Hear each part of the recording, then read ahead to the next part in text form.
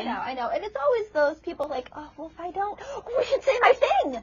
Go ahead. Yes, my thing. Because, okay, so what people always say is like, oh, well, you know, I'm not good enough at it. I just need to practice.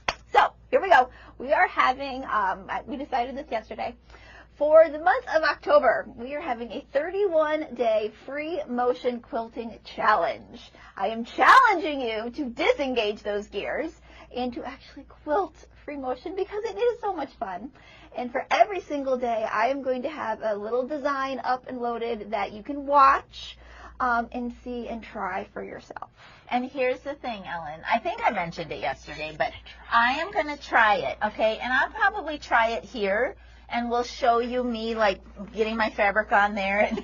I am not going to be hard on myself. I know it's not going to look great to start with, but that's the whole point. We got to start simple.